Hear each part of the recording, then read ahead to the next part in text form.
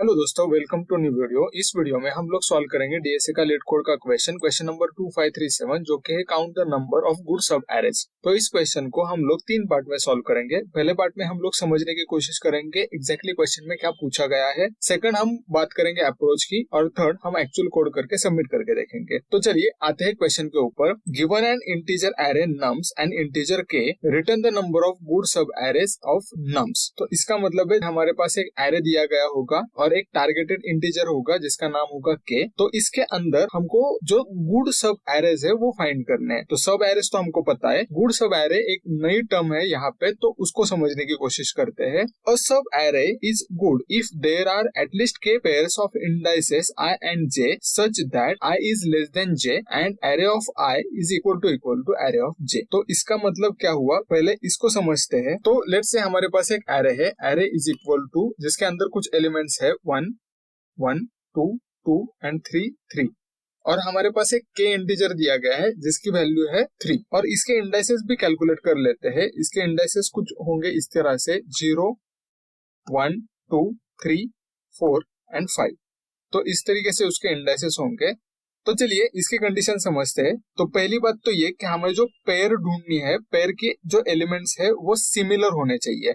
इसका मतलब है अगर हमने ये एक पेयर लिया तो वो वैलिड हो सकता है क्योंकि दोनों एलिमेंट सेम है। देन सेकंड कंडीशन क्या होगी कि ये जो आई है वो जे से लेस होना चाहिए।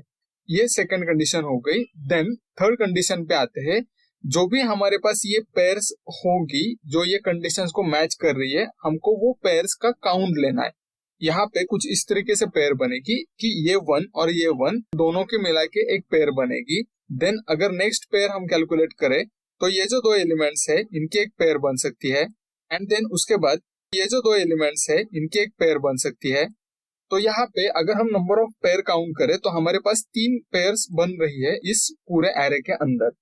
तो यहाँ पे अगर हम ये सब एरे कैलकुलेट कर ले तो इसके अंदर सारी ही जो कंडीशंस है गुड सब एरे वाली वो यहाँ पे मीट कर रही है।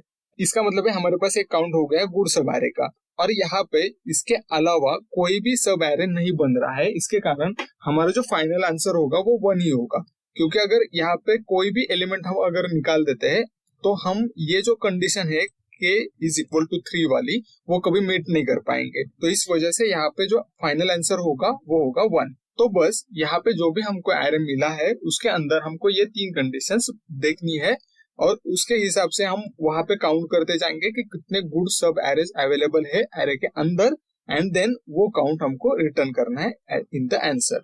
तो क्वेश्चन को फर्दर समझने के लिए हम आते हैं एग्जांपल नंबर 1 के ऊपर, जिसके अंदर हमको ये एरे दिया गया है और यहाँ पे हमारे जो के की वैल्यू है वो है 10।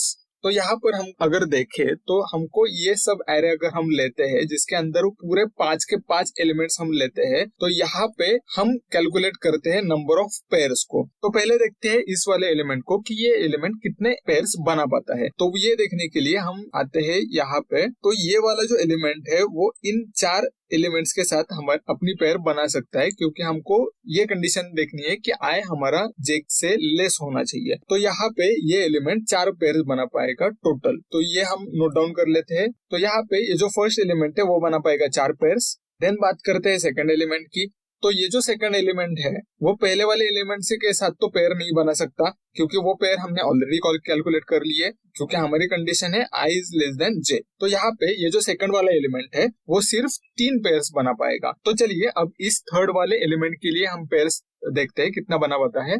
यहाँ पर अगर देखा जाए तो हम इसके पीछे तो नहीं जा सकते, इसके आगे जो एलिमेंट्स बचे हैं उनके साथ ही वो पेयर कर पाएगा। तो इसका मतलब है यहाँ पे वो सिर्फ और सिर्फ 2 पेयर्स बना पाएगा, जो कि ये आगे वाले एलिमेंट होंगे उनके साथ।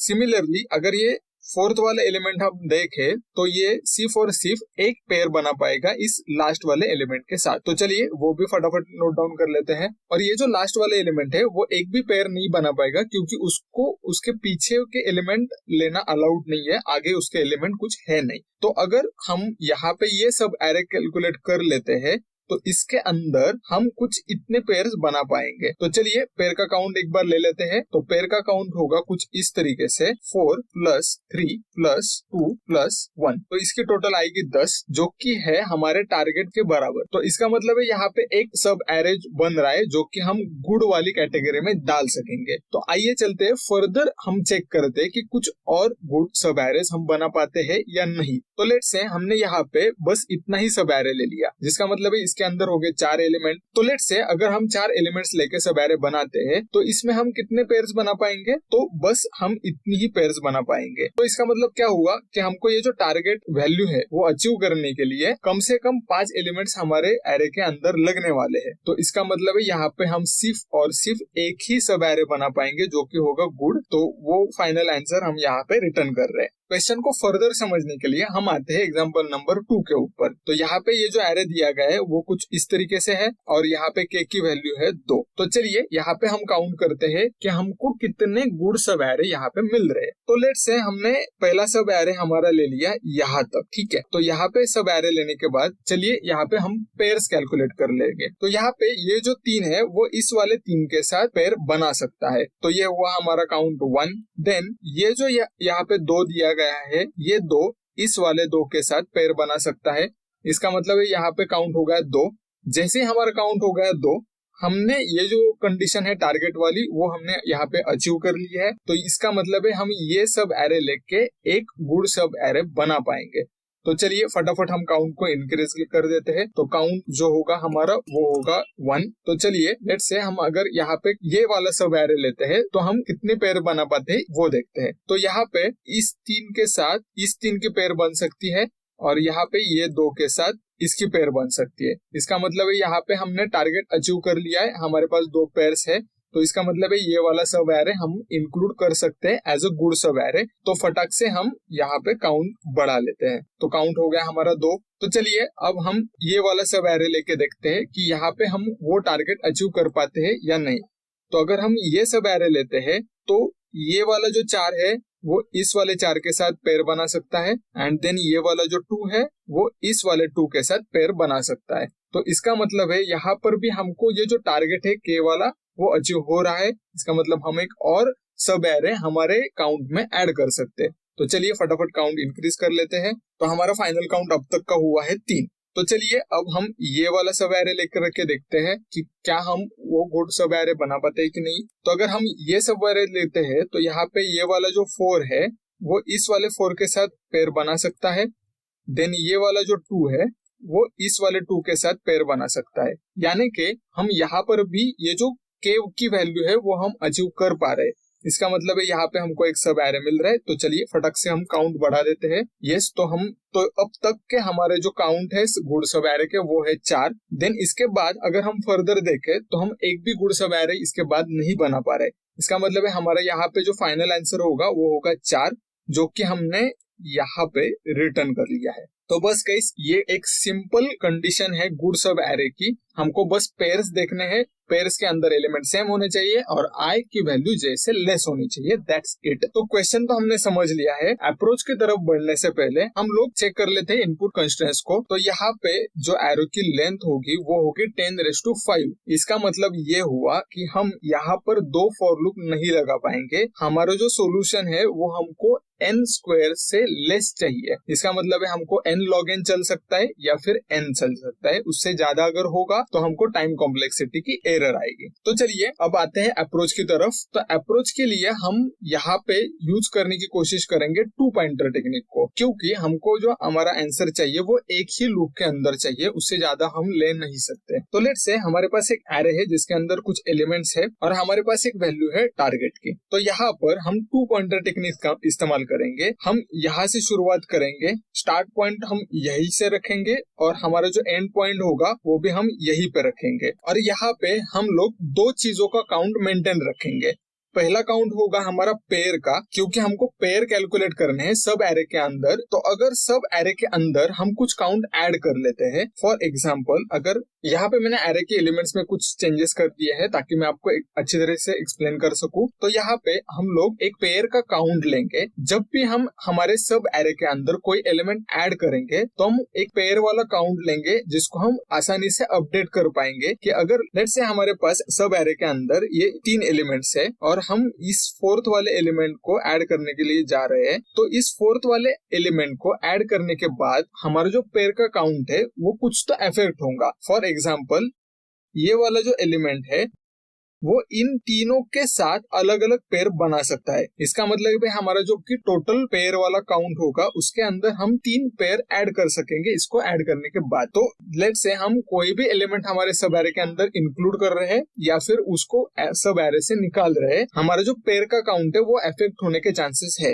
वो मेंटेन करने के लिए हम लोग एक पेयर का काउंट लेंगे। देन सेकंड हम एक ऑब्जेक्ट लेंगे जिसके अंदर हमारे जो एलिमेंट्स है उसका काउंट हम मेजर कर सके और मेंटेन कर सके। तो ये चीजें 2 लेंगे हम और उसके बाद एक स्टार्ट और एंड वाला वेरिएबल लेंगे जो कि होगा बेसिकली 2 पॉइंटर और उसको अपडेट करते जाएंगे और हमारा आंसर हम ढूंढने की कोशिश करेंगे। तो चलिए ये वाला अप्रोच लेकर के हम क्वेश्चन को सॉल्व करने की कोशिश करते हैं। अब आते हैं कोड के ऊपर। तो सबसे पहले हम लोग लेंगे एक n वेरिएबल जो कि बेसिकली होगा nums डॉट लेंथ, ताकि जब जब हमको nums की लेंथ लेनी पड़ेगी हम लोग इस n को यूज कर पाएंगे। तो जैसा कि मैंने कहा था हम लोग यहाँ पर एक ऑब्जेक्ट लेंगे जिसके अंदर हम लोग एलिमेंट्स का काउंट मेजर करेंगे। देन थर्ड तो यहाँ पे 2 पॉइंटर्स मेंटेन करने के लिए हमको 2 वेरिएबल्स लगेंगे, एक होगा स्टार्ट एक होगा एंड। तो एंड हमने यहाँ पर ले लिया है जिसको बाय डिफॉल्ट हमने 0 डिक्लेयर कर लिया है और जो स्टार्ट होगा वो हम लूप में डालेंगे। तो जब डालेंगे मैं आपको एक्सप्लेन कर दूंगा। देन थर्ड हम लेंगे पेयर का काउंट जो कि हमने डिसाइड किया था। तो इस वाले काउंट को हम लोग अपडेट करते जाएंगे जैसे जैसे हम लोग सब एरे के अंदर एलिमेंट्स को इंक्लूड करेंगे या फिर वहां से निकाल देंगे। देन थर्ड हम लोग लेंगे आउट। तो ये जो आउटपुट होगा वो बेसिकली काउंट होगा हमारे एरे के अंदर कितने गुड सब एरेज है उसका। तो चलिए इतने वेरिएबल्स के अंदर हमारा काम हो जाएगा। अब आते हैं नेक्स्ट पार्ट के ऊपर जिसके अंदर हम लोग एक सिंपल फॉर लूप लगाएंगे। For let star is equal to 0 star is less than n star plus plus. तो 2 पॉइंटर में से यहाँ पर हमने एंड को डिक्लेयर किया था और यहाँ पे हम स्टार्ट को डिक्लेयर कर रहे हैं। तो ये जो स्टार्ट और एंड होंगे वो बेसिकली हमारा जो सब एरे है उसको डिफाइन करेंगे कि कहाँ से कहाँ तक हमारा सब एरे चल रहा है। फॉर लूप के अंदर आने के बाद हम यहाँ पर एक व्हाइल लूप लगाएंगे जो कि बेसिकली होगा while pair is less then k and and is less than n। तो ये व्हाइल लूप बेसिकली क्या करेगा मैं आपको यहाँ पे बताना चाहूंगा। तो हम ये जो पेयर वाला काउंट ले रहे हैं उसको हम अपडेट करते जाएंगे। हम कब तक अपडेट करते जाएंगे तो हमारी बेसिक कंडीशन क्या है कि हमारा जो पेयर है वो टारगेटेड प्राइस के बराबर चाहिए। अगर उससे कम है तो उस वाले सब एरे का हमको कोई यूज नहीं होगा। जैसे कि फॉर एग्जांपल यहाँ पर आप देखें तो अगर मेरे पास यहाँ पे 4 एलिमेंट्स सब एरे के अंदर मौजूद है तो इसका मुझको कोई फायदा नहीं है। तो जब मैं इस वाले एलिमेंट को मेरे सब एरे के अंदर ऐड करूंगा तभी जाके मेरा जो बेसिक कंडीशन है वो जाके मीट होगा। तो जब तक कि हमारा वो जो बेसिक कंडीशन है वो मीट नहीं हो रहा है हम लोग आगे नहीं बढ़ेंगे। तो इसलिए हमने ये पहली वाली कंडीशन लगाई है pair is less then k। Second वाली कंडीशन हमने लगाई है and is less than n। ये क्यों लगाई है? लेट्स से फॉर एग्जांपल यहाँ पे हमारे पास सिर्फ 4 ही एलिमेंट है तो हम अगर एरे के सारे ही एलिमेंट भी हम सब एरे के अंदर ले लें तभी भी हमारा जो k है वो मीट नहीं हो पाएगा। इसका अर्थ है कि यहाँ पे जो हमारा गुड सब एरे है वो एक भी हमको नहीं मिलने वाला है। तो इसका अर्थ है कि हमको आगे बढ़ के तो कुछ फायदा है नहीं। तो जहाँ पे हमारा एरे खत्म हो जाएगा हम वहीं से लूप के बाहर चले जाएंगे। तो इसलिए हमने ये वाली कंडीशन लगाई एंड लेस देन n। तो यहाँ पे हम लिखेंगे if obj of nums of n is equal to undefined then define the value of obj of nums of n is equal to 1। उसके बाद हम else वाली कंडीशन में जाएंगे। else वाली कंडीशन में हम लिखेंगे pair is equal to pair plus obj of nums of n। तो इसके बाद हम लिखेंगे obj of nums of n is equal to obj of nums of n plus 1।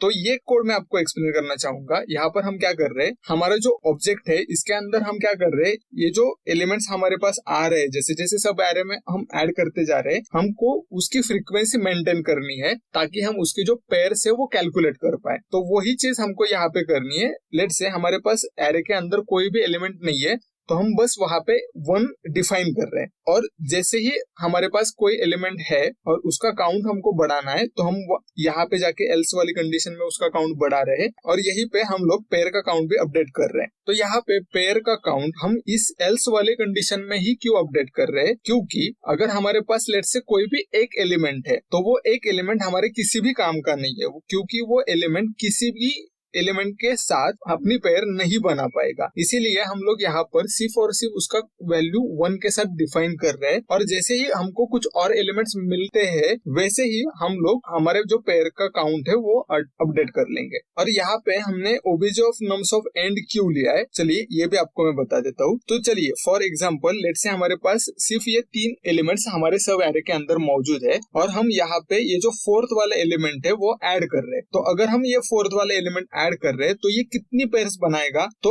हमारे पास जितने एलिमेंट्स यहाँ पे मौजूद है उतने ही पेयर्स वो बनाएगा, क्योंकि ये वाला इसके साथ भी बनाएगा, इसके साथ भी बनाएगा एंड इसके साथ भी बनाएगा। तो टोटल ये एलिमेंट 3 पेयर्स बनाएगा। तो इसीलिए हम लोग यहाँ पे जो एग्जिस्टिंग काउंट है वो यहाँ पे ऐड करेंगे इन टर्म्स ऑफ पेयर्स। तो यहाँ पे हम लोग सब एरे के अंदर एक एलिमेंट बढ़ा रहे हैं, इसकी वजह से हम लोग यहाँ पे एंड को इंक्रीमेंट कर देंगे। तो मान लीजिए यहाँ पे ये हमारा व्हाइल लूप है वो कंप्लीट हो चुका है। कंप्लीट होने के 2 पॉसिबिलिटीज है। पॉसिबिलिटी नंबर 1 है कि हमारा जो टारगेट है वो हमको मिल गया है। देन सेकंड पॉसिबिलिटी क्या है कि हम लोग एरे के बाहर चले गए, हमारा एरे खत्म हो गया। तो यहाँ पे उसके बाहर आने के बाद हम लोग एक कंडीशन लगाएंगे जिसमें हम आउटपुट को अपडेट करेंगे। तो वो कंडीशन क्या होगी, if pair is greater than equal to K then go inside this condition, और यहाँ पे हम लोग आउटपुट को अपडेट करेंगे। तो आउटपुट क्या होगा हमारा, output is equal to output plus n minus end minus 1। तो यहाँ पे हम लोग आउटपुट के वैल्यू को अपडेट कर रहे हैं। तो इस यहाँ पे हमने एंड माइनस 1 क्यों लिया है वो मैं आपको एक्सप्लेन करता हूँ। लेट्स से हम इसी एग्जांपल के ऊपर आते हैं। तो यहाँ पे अगर हमने ये सब एरे ले लिया तो हमारा जो एंड है उसकी वैल्यू होगी 5, क्योंकि हमने ये सब एरे ये सारे एलिमेंट ऐड करने के बाद हमारा जो एंड है वो कुछ यहाँ पे स्टैंड करेगा, 0 1 2 3 4 एंड 5 पे ऊपर स्टैंड करेगा। तो इसका मतलब ये हुआ कि हमारा जो टोटल काउंट है वो और एंड मैच हो गए। तो इसलिए हमने यहाँ पे एंड माइनस 1 ले लिया है जो कि हम लेंगे और आउटपुट में ऐड करते जाएंगे। इसका मतलब है हमको हमारे पास यहाँ पे एक ही सब एरे मिल रहा है। सिमिलरली हम अगर इस वाली कंडीशन में जाते हैं तो यहाँ पे ये वाला एलिमेंट है वो ऐड करने के बाद हमारी पहली वाली कंडीशन मीट कर रही है। तो यहाँ पे हमारा जो एंड है वो कहाँ स्टैंड करेगा, वो करेगा यहाँ पे स्टैंड। तो अगर वो यहाँ पे स्टैंड कर रहा है तो हमको वैल्यू ऐड करते समय एंड माइनस 1 करना पड़ेगा, और तभी जाके हमको एक काउंट मिलने वाला है। तो इसीलिए हम हर बार एंड माइनस 1 करके उसको ऐड करके अपडेट कर लेंगे। देन उसके बाद हमको क्या करना है, लेट्स से हमने यहाँ पे सारे एलिमेंट ऐड कर लिए। ये वाला हमारा हो गया पहला सब एरे, ये वाला हो गया हमारा सेकंड सब एरे। तो उसके बाद हमको ये वाला जो पहला एलिमेंट है यहाँ पे वो निकाल के चेक करना है कि क्या वो गुड सब एरे है या नहीं है। तो वो वाली कंडीशन हम यहाँ पे लिखेंगे, वो क्या होगी, तो OBJ of nums of star is equal to OBJ of nums of star minus 1। तो यहाँ पे हम लोग क्या कर रहे हैं, जो हमने ये ऑब्जेक्ट लिया है उसके अंदर जो की है, लेट्स से हमको ये 3 निकालना है। तो इसकी जो फ्रीक्वेंसी है वो हमारे एग्जिस्टिंग ऑब्जेक्ट में होगी 2, क्योंकि हमारे पास ये जो 2 एलिमेंट्स है वो हमने ऑलरेडी ऐड कर लिया है, लेकिन हमको इस वाले 3 को निकालना है। तो इसकी फ्रीक्वेंसी भी तो हमको कम करनी पड़ेगी। तो वो करने का काम हमने ले लिया है, क्योंकि यहाँ पे हमको ये वाला सब एरे सिलेक्ट करना है। ठीक है, तो हमने यहाँ पे वो वाली कंडीशन हैंडल कर ली है। उसके बाद हम लोग को पेयर जो है वो भी अपडेट करनी पड़ेगी। लेट्स से फॉर एग्जांपल जब हम इस 3 को हमारे सब एरे से निकाल देंगे तो ये जो पेयर बना रहा था इस वाले 3 के साथ वो भी हमको निकालनी पड़ेगी, क्योंकि अब ये पेयर नहीं बना पाएगा अकेला 3। तो उसके लिए हम लोग लिखेंगे pair is equal to pair minus OBJ of nums of star. तो ये यहाँ पे मैंने क्या किया है वो मैं आपको एक्सप्लेन करना चाहूंगा। लेट्स से फॉर एग्जांपल हमारे पास एरे के अंदर ये 4 एलिमेंट्स मौजूद है, और यहाँ से हमको ये वाला जो पहला एलिमेंट है 1 वो निकालना है। तो अगर हम इस 1 को निकाल देंगे तो वो कुछ पेयर्स अपने साथ लेके चला जाएगा। वो कितने पेयर्स लेके जाएगा, तो ये 3 पेयर्स लेके जाएगा, क्योंकि ये हर एक एलिमेंट के साथ अपनी पेयर बना रहा है। तो इसका मतलब ये वो 3 पेयर को हमको सबट्रैक्ट करना पड़ेगा हमारे टोटल पेयर के काउंट से। तो वही कंडीशन हम लोग यहाँ पे हैंडल कर रहे हैं। बस इतना सा ही कोड होगा हमारा, और एट द एंड जैसे जैसे हम आगे बढ़ते जाएंगे हमारा जो आउटपुट है वो अपने आप अपडेट होता जाएगा, और इन द एंड हम लोग सिर्फ रिटर्न करेंगे आउटपुट को। तो हम लोग लिखेंगे रिटर्न आउटपुट। दैट्स इट, हमारा सिंपल इतना ही कोड होगा। चलिए कोड को रन करके देखते हैं। तो यस, हमारी सैंपल टेस्ट केसेस यहाँ पे रन हो रही है। चलिए कोड को सबमिट करके देखते हैं। तो यस गाइस, हमारा कोड यहाँ पे सबमिट हो रहा है। आज के वीडियो में बस इतना ही। अगर आपको वीडियो अच्छी लगे तो लाइक करो, शेयर करो, चैनल को सब्सक्राइब करो, एंड कमेंट में मुझे जरूर बताना कि आपको नेक्स्ट क्वेश्चन कौन सा चाहिए। Thank you so much.